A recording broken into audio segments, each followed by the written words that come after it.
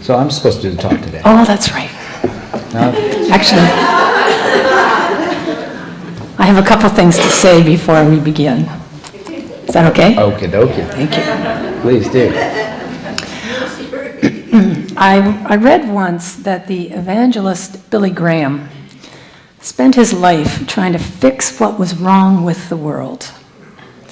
And he did so at the cost of neglecting his family, his wife and his children.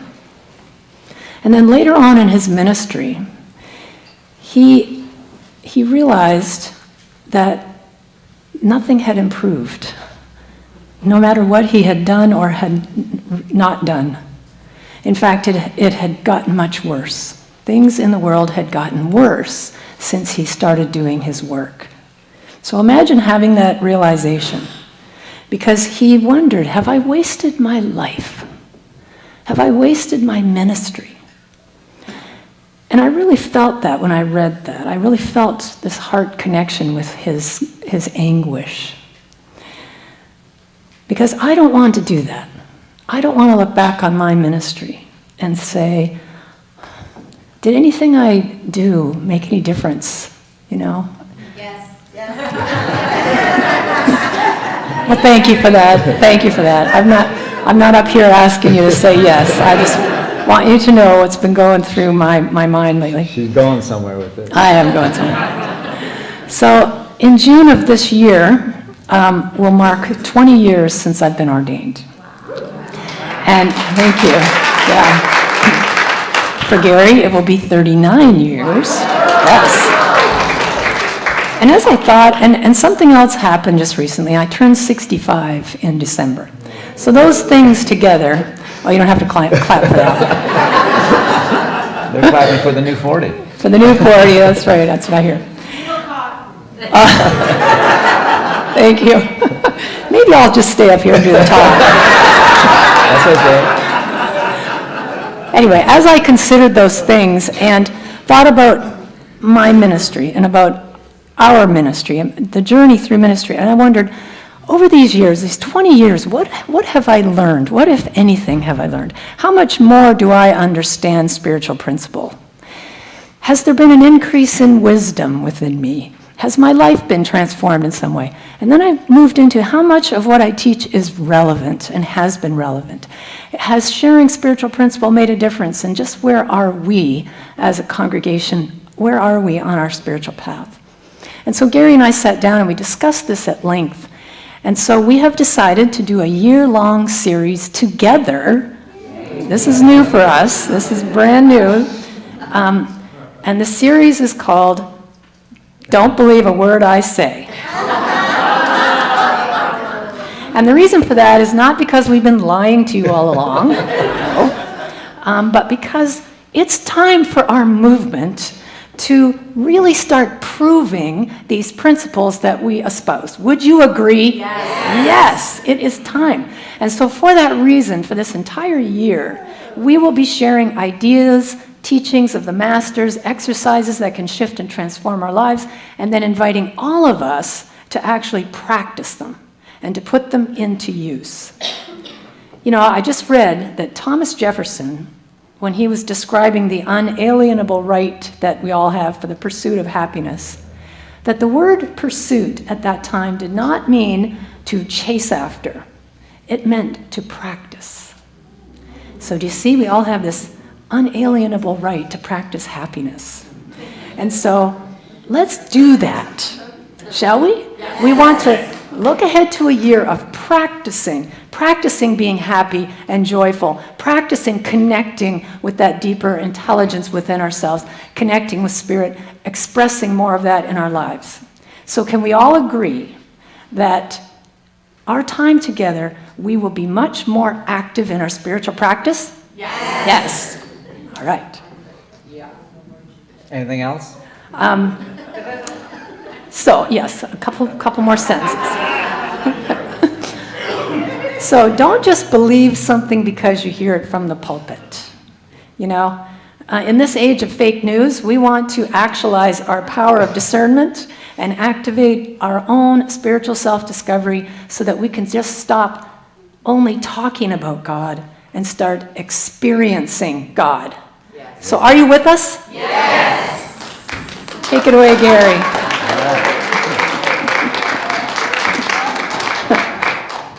So we're practicing something already. We're involved in some kind of practice. We're practicing the habits of our own being, as opposed to, exercising ourselves from the routine of our yesterday self. We need to be in practice of actualizing what we want to bring forth as who we want to be in this world, what we want to walk around in the sense of who we are and what we're capable of creating. And so part of the struggle is that we have to begin with a principle or an idea, such as there's nothing and no one against you. There's just one presence and one power at work in your life.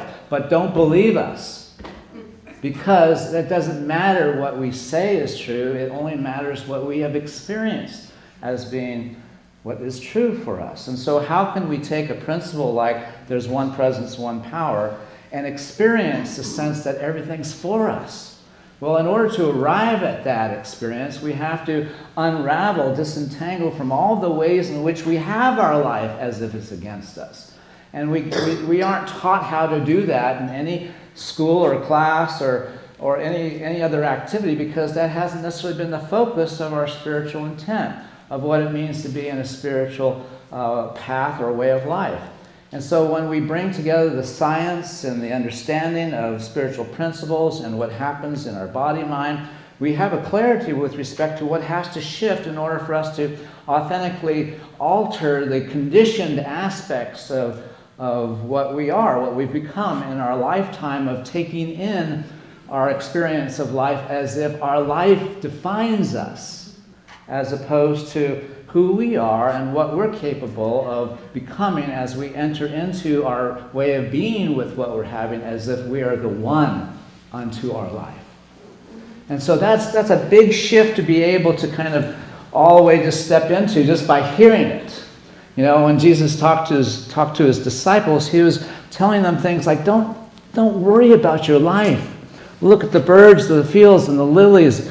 And how can we take those sayings and actually experience the truth of them independent of disentangling from our focus on our sense of not enough or our sense of unworthiness or our attention to what's not happening in the outer, that because of that we feel less than. And so part of our effort to really make 2019 a year where we actually actualize all that we're capable of becoming and being is recognizing that we just can't live in the awareness of these ideas and nod our head every time we come to church and affirm one presence and one power, and then walk out of the room having someone or something against us or having somebody the matter with us, because that doesn't serve the greater good of why we come together in spiritual community, because we need each other to be able to support the effort. It's hard to maintain spiritual practice because it's all inward focus. It'd be much easier for us to practice playing the piano because we'd have a sense that we're making progress, because we could see evidence of it. But the internal part of the practice part, the evidence doesn't come until there's the internal shift.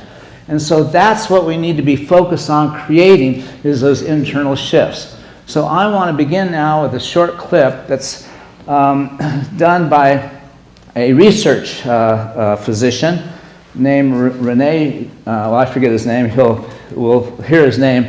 Anyway, it's an experiment on the power of intention, the power of our being able to intend to bring forth something that lives authentically in the context of who we really are, as opposed to what gets created when we're living out of our sense of inadequacy or unworthiness. To be able to shift to a place to see that we have power to influence our experience in life if we come from the context of our sense of wholeness and worth, as opposed to separation and the disconnect. So let's check this out.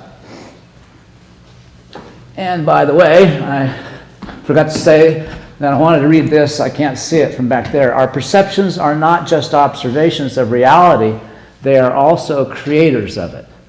So how we see our experience helps create what we're having. And here's a little research project that helps us understand.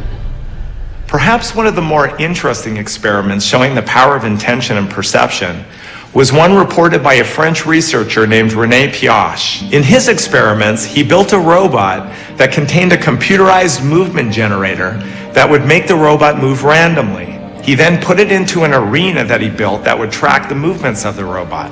As you would expect, the robot would over time cover most of the entire arena through its random movements. But when René Piaget hatched baby chicks next to the robot to make the baby chicks think the robot was its mother, and then he placed the baby chicks next to the arena so that they could see the robot, but couldn't move towards it, the intentions of the baby chicks to be close to the robot influenced the random computer movements and caused the robot to move only in the half of the arena closest to the baby chicks. Think about that. If the intentions and perceptions of baby chicks can influence the behavior of a randomized computer robot in its environment, imagine how your thoughts, perceptions, and intention may be influencing yours. Science is beginning to establish that our minds literally create our reality. And so if a baby chick that has an itty bitty brain can get a random number generator to come towards it because it believes that that's its nature, that's its mother, what can we do with our big brain? Well, that's the point. The point is that there's power in mind and consciousness and intention, and if we are not using that consciously, intentionally, we're missing the capacity to really have impact on our life. And so in Unity and New Thought, we specifically have a foundation principle that says we create our own personal reality through our thoughts, our beliefs, how we feel, how we're being with what we're having, what we're making our life mean. All of that creates what we're having. And so we literally have our life for us or not, as opposed to our life is against us. No, we literally have our life how it is unto us. And when we recognize that, then we must ask the question, if my thoughts and beliefs and feelings and how I'm being with what I'm having through my life patterns and choices, if that's affecting the quality of my life, wouldn't it be important for me to understand what's informing my thoughts, my beliefs, my sense of what I think or know about myself? What is giving me that insight, that information? Is it coming from out there? Which probably the answer is yes, because we're so affected by what's happening out there. If our sense of our well-being was coming from within, the things that would happen out there wouldn't bother us so much. Because we're not missing our connection to our sense of wholeness and worth, the place within us where all of what matters comes from. And so as we recognize that we have to, in the integrity of spiritual practice, understand how we co-create what we're having as our experience. Once we understand that that's the way it all works, we have to abandon the story that explains how we're having our life. Because the story keeps it encapsulated in our consciousness, and we continue to replicate the evidence that that story is grounded in. And so in order to exercise ourselves out of the story, we need a different dimension of self to access that informs the part of us that is replicating our past through our habits of being and the circuitry that perpetuates that. And so we have to understand what is the mechanism of consciousness, what informs those aspects of ourself that are generating our own personal reality. And so as we begin to look at that question, we understand that our sense of a self-identity, our sense of beingness, is in the context of this body-mind process. And, we look at Scripture and we hear the admonitions. Yeah, speech impeachment, thanks. So Apostle Paul says, be ye transformed by the renewing of your mind. So they didn't have any brain science back then. So when they talked about the mind, it was more than just the head. And when Paul would say, let that mind be which was in Christ Jesus be in you, he wasn't talking about a bunch of ideas. He was talking about a consciousness, a connection to a greater sense of self that lives in the identity that I am. That I am. I am a child of God, or I am that which God has sent. If you see me, you see the Father who has sent me. That consciousness that that we attribute to Jesus, we need to understand in the context of what is the marriage of the head and the heart, because that's the mind that Paul was describing, that we want to allow to happen in us in order for us to activate and access that dimension of ourself that's not tethered to the past. And so we can look at the head and we can say, well, our brain, basically, its superpower, what makes it work so good is that it has the capacity to differentiate. But the unintended consequence of that is that it creates other. It creates a sense of other out there, a sense of separation, and therefore it is compelled to predict and control, to have things be a certain way in order to be able to function efficiently. And therefore, then the ego arises in the context of all the circuitry that happens inside of our head. But then there's the dimension of the heart, which is something that is just now coming into the vanguard of science and the marriage of quantum science, understanding the essence of the heart, not just as a physical pump that lives in our body, that is for generations a metaphor of this dimension of ourself that is infinitely eternal, but that the heart has actual neurological circuitry, and science now identifies the heart brain, the little brain in the heart. It's one of 3 brains now identified, 3 neurological nexuses in the body, such as the head, the heart, and the gut, are the 3 brains. And when we understand how they all work together, and that we have to consider that the mind that we're wanting to engage, or at least activate, it's just not living in our head, because that's the circuitry of separation. Our heart is a circuitry of oneness. Our heart is what unifies, what reconciles, which forgives. Our heart is what integrates. Our heart is what gives us a portal, a connection to our authentic or higher self. And when we access the power of the heart, and when we understand that the dimension of our heart is more than just a pump, but actual circuitry that informs how our brain operates, how it is capable of bringing a kind of coherence between the left and right hemispheres, and how it helps decompartmentalize the way in which our brain operates just by becoming coherent in the heart.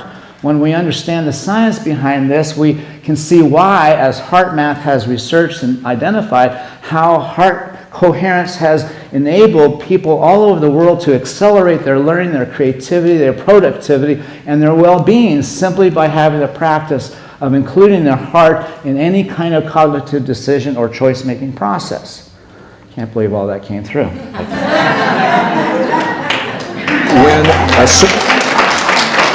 right, here's another movie.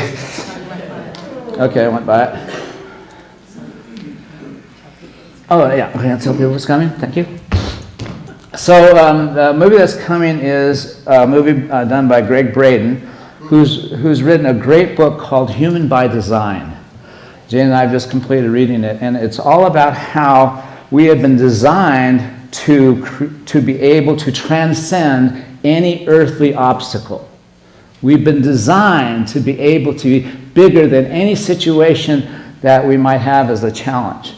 And when we understand the science behind why that's so, we will begin to be more motivated to activate that. And so here's a nice, really well-done movie that basically represents what we're trying to create together as this energetic field of heart-centered coherence, and know the power of what happens when people of like mind generate this kind of coherence and what is possible. So that's the introduction.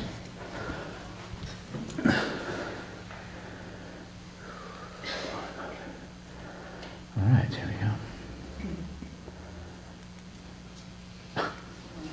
Yes, it's coming, I promise. When a certain number of people come together and they choose in a moment of time to create a precise emotion in their hearts But that emotion literally can intentionally influence the very fields that sustain the life on planet Earth. These fields are now implicated in everything from the immune response of humans throughout the planet, climate, weather patterns, cycles of war in peace, our ability to solve problems, our cognitive abilities. All of these, as different as they sound from one another, are all linked to our relationship to the magnetic fields of the Earth. So what makes this so beautiful is every human on the planet is linked to the field. But not every human on the planet has to be consciously aware of their relationship to benefit from what a relatively few number of people come to understand. And the bottom line is this, is that when we choose to feel feelings that create what is called coherence in our bodies. Coherence is the language, the quality of the language between our heart and our brain. Certain kinds of heart-based experiences, such as appreciation, gratitude, forgiveness, care, compassion, those are the ancient understandings that have always been taught in the truest traditions of our past, and now our own science is finding that those same traditions are now documenting this very real effect in our hearts. When we can feel those feelings in our bodies, they're mirrored in the field, and everyone benefits from the experience of relatively few.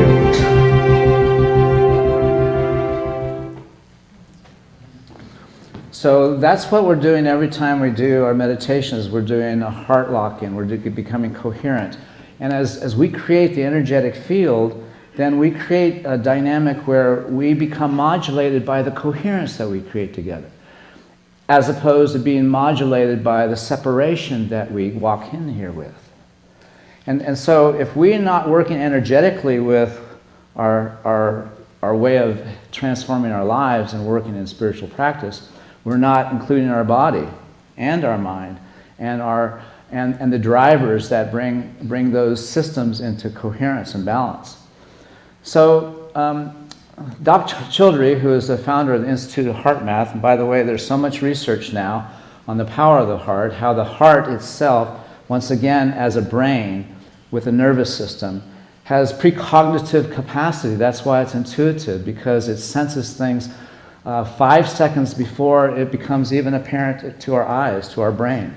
And so the research shows that the heart knows before the head is able to even make sense of things. That's why if we have a practice of going to our heart, we activate an intuitive dimension. And when we understand that our heart knows, but it doesn't necessarily tell the brain. It doesn't necessarily tell the brain what it knows until we connect the heart to the brain. And that's the missing piece. We just think that the heart should just do that automatically. Well, it does things automatically. That helps regulate the efficiency of our brain. But if we want the wisdom of the heart, we have to connect the brain to it, just like connecting your USB cord into the power slot.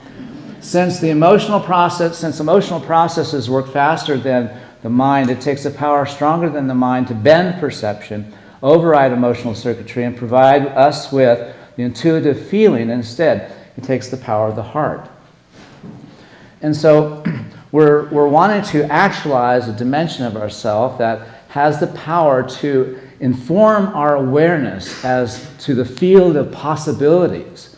Absent of that, our awareness is focused and derives its intentionality out of our fears, our inadequacies, our insecurities. Our heart has no context for any of that stuff. It doesn't know any unworthiness or any inadequacy. It just knows it wants to connect. It wants to create. It wants to heal. It wants to prosper. And when we add that voice to the conversations as to how we're going to be with what we're having, something else occurs that is independent of our fears or insecurities. And until we practice and make a habit out of that, we won't know that that's the case. You know, Jay and I talk about all the examples we have of just intentionally applying these principles. There was this one woman who came to us. We were working with, doing a workshop at some church, and she wanted our time, and we were tired, and we were needing to leave. And I wasn't as far as long or evolved as I am right now, and I said, just ask your heart.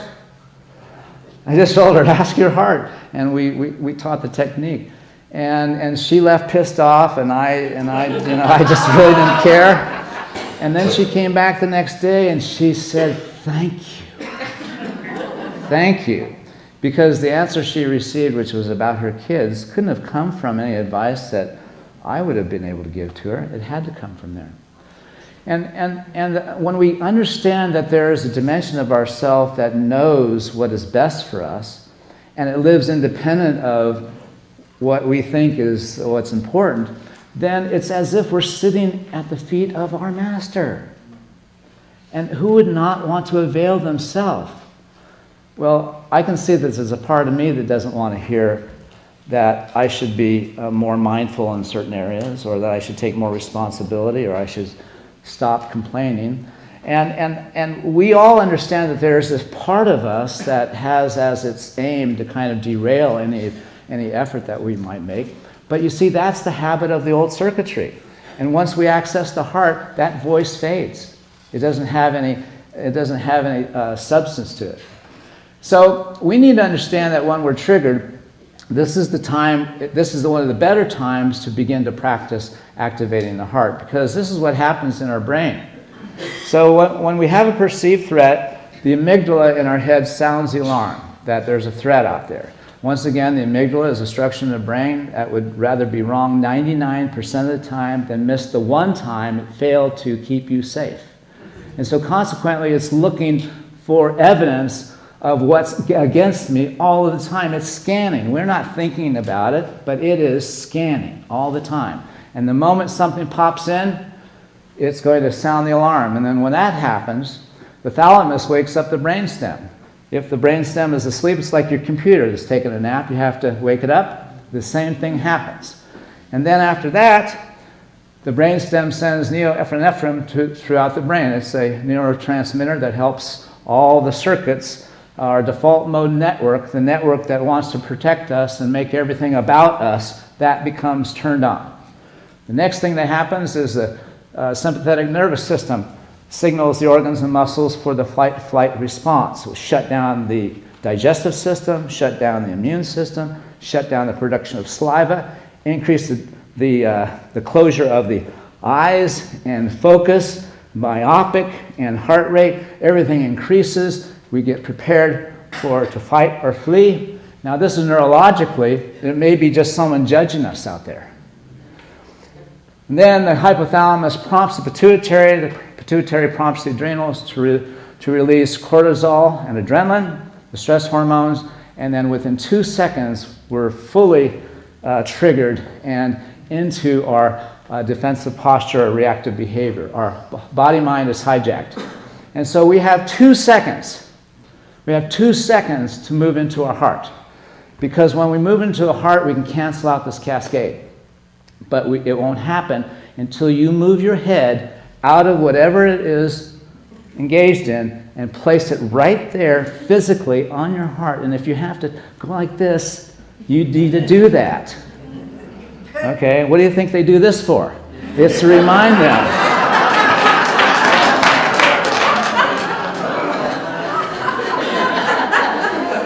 I can't believe I did that either.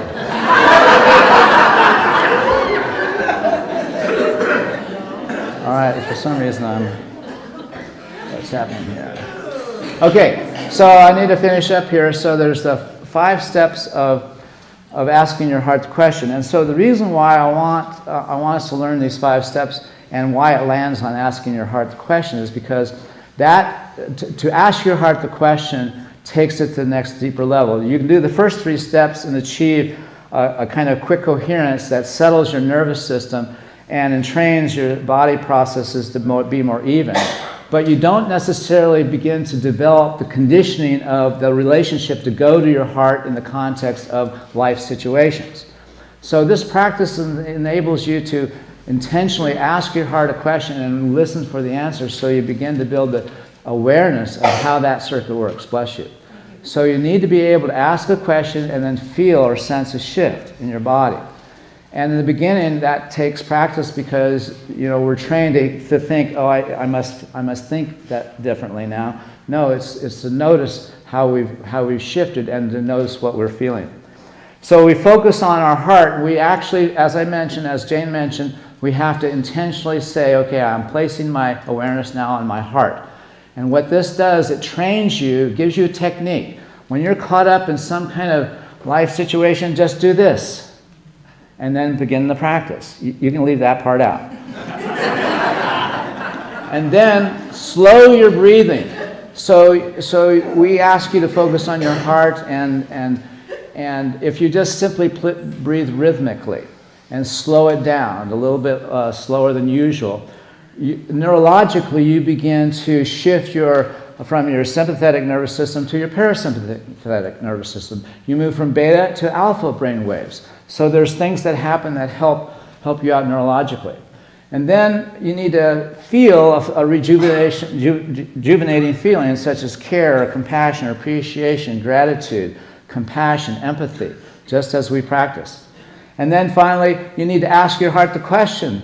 You just have to make it simple. And remember that your heart doesn't need the backstory. It's not encumbered by all the baggage that your head has to offer. So just ask your heart. When people come to us in counseling or to get support, they have to tell us the story.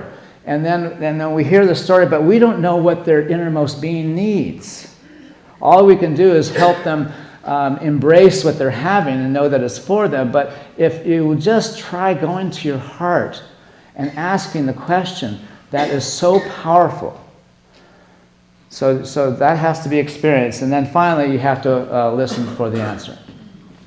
Okay, so here's the slide that gives you the actual steps. If you want to take a picture of this, this is what I do. I don't know why this... Can you go back? Go back for a second. One take a picture. Okay.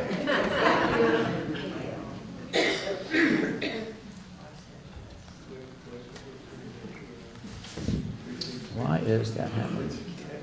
You can also get it streaming. Okay. All right.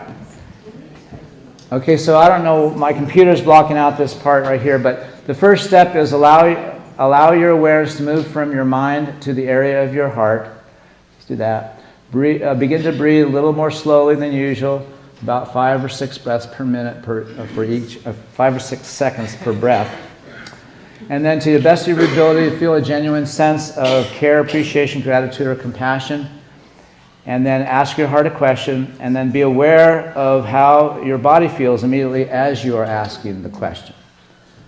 So next Sunday is my opportunity to speak again, and I have to feel guided with respect to what I'm going to share. So I don't have a sense specifically of the next thing, but suffice to say that this series is really about us kind of looking at what we're describing as the path, and then really being clear as to why it is that this is important for us to really understand and value. And then what is the practice? What are the incremental steps that we can apply to being able to move the needle so that we can actually see that we can make progress? And then my goal, and I want partners in this. If you want to do this with me, I'm wanting partners. My goal in 2019 is to live with ease and grace. And that means I have to release any sense of scarcity, judgment, and struggle.